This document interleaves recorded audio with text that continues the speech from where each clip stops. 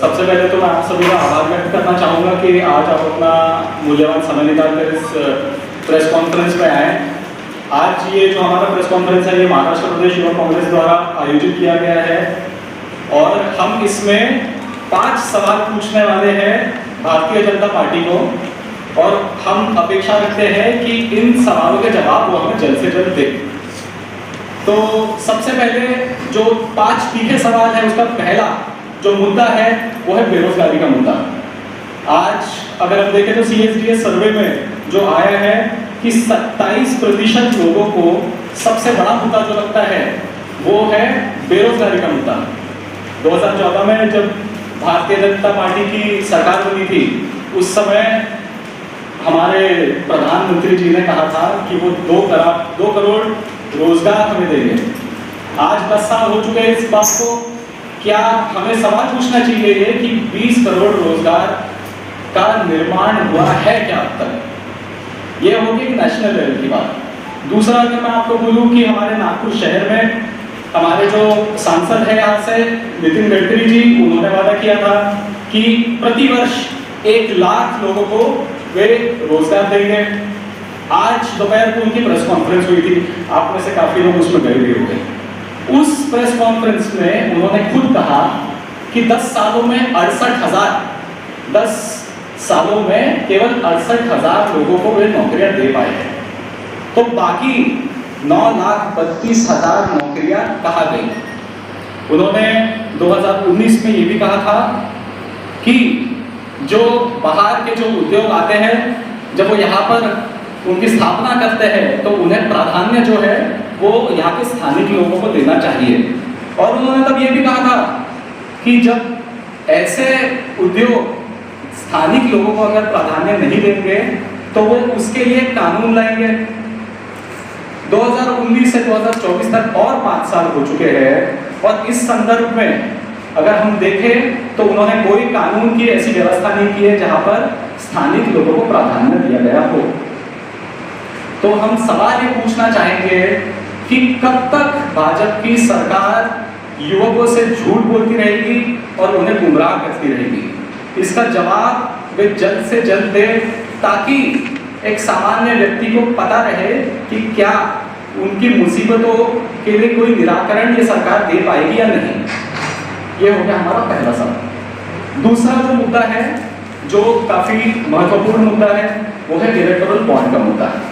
Electoral bond जिसे दुनिया का सबसे बड़ा भ्रष्टाचार या स्कैम हम ऐसा उसे कह सकते हैं। आपको मैं बता दूं 12 मार्च को गुजरात के एक MLA है रमेश पटेल जी, उन्होंने कहा कि बीजेपी में सरकारी काम मिलने के लिए एक कमीशन सिस्टम चलता है। उन्होंने मान्य किया है कि एक कमीशन सिस्टम चलता है।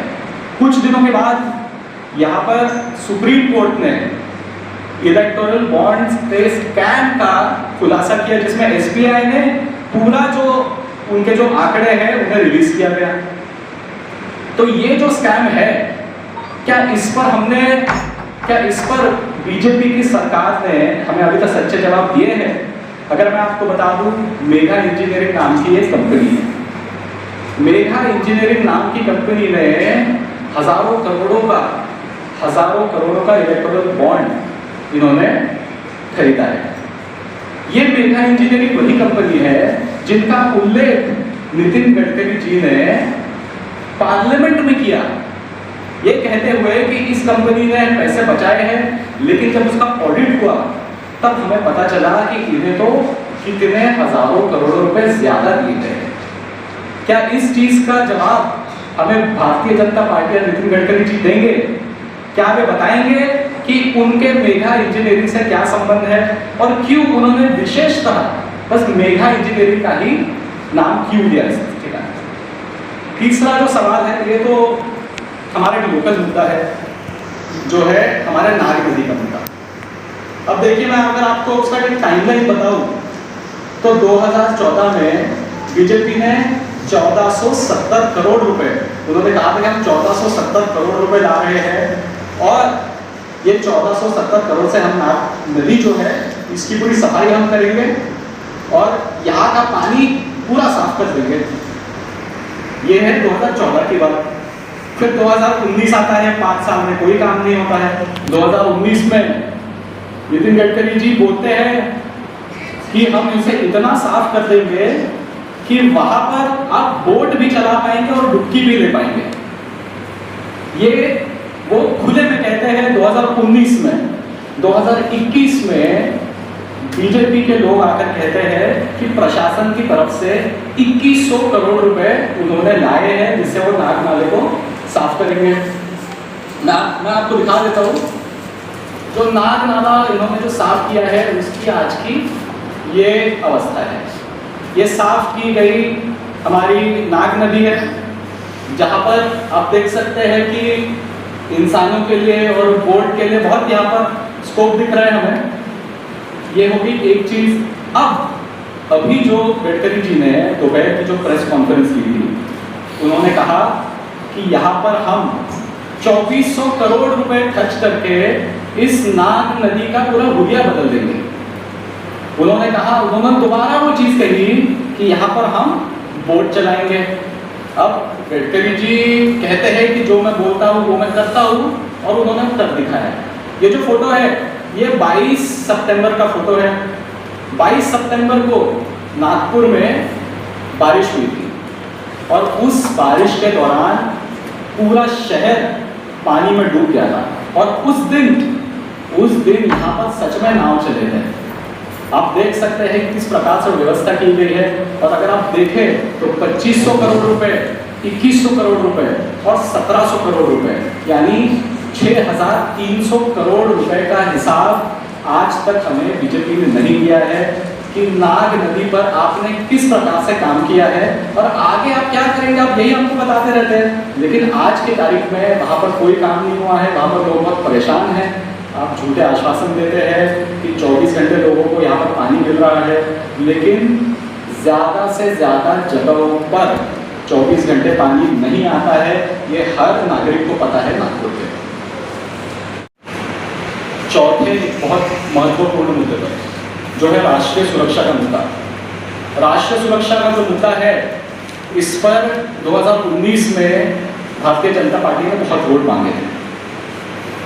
और हंसने वाला विषय तो ये है कि वो वोट उन्होंने तब मांगे थे जब हमारे देश पर एक हमला हुआ था। आपको मैं बताना चाहूंगा कि अरुणाचल प्रदेश में एक हिस्सा है जो चाइना ने जब्त कर लिया है, ऐसा वो कहते हैं। आपको पता है वो हिस्सा कितना है? वो कोई 1 किलोमीटर स्क्वायर या 2 स्क्वायर किलोमीटर की जगह नहीं है।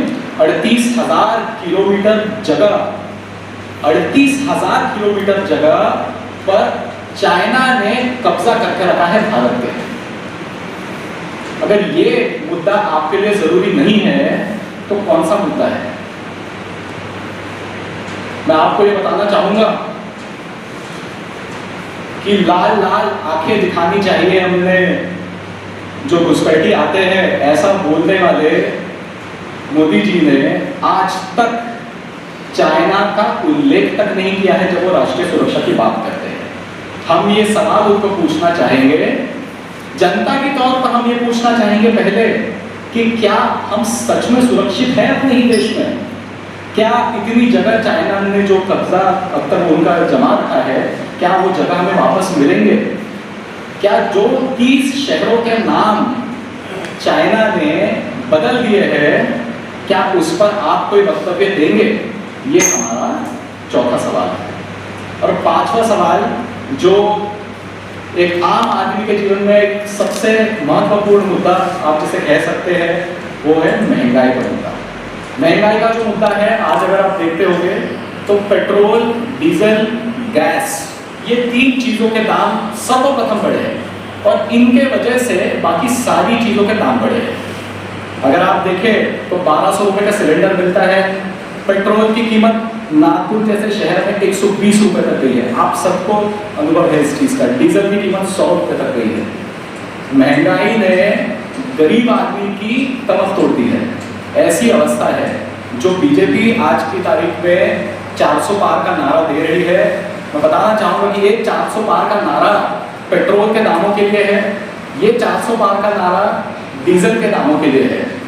लेकिन जो सवाल हम सरकार से पूछना चाहेंगे वो ये है कि कब तक आप गरीब आदमी के जेब से उसका आखिरी रुपया निकालते रहेंगे, उसे ऐसी महंगाई की मार में आप जबरदस्ती जिंदा रखकर जीवन देना चाहते हैं, तो ये दुनिया हम सबके लिए नहीं है। और कब हमारे जीवन को आसान बनाया जाएगा, ये हमारा आखिरी सवाल है।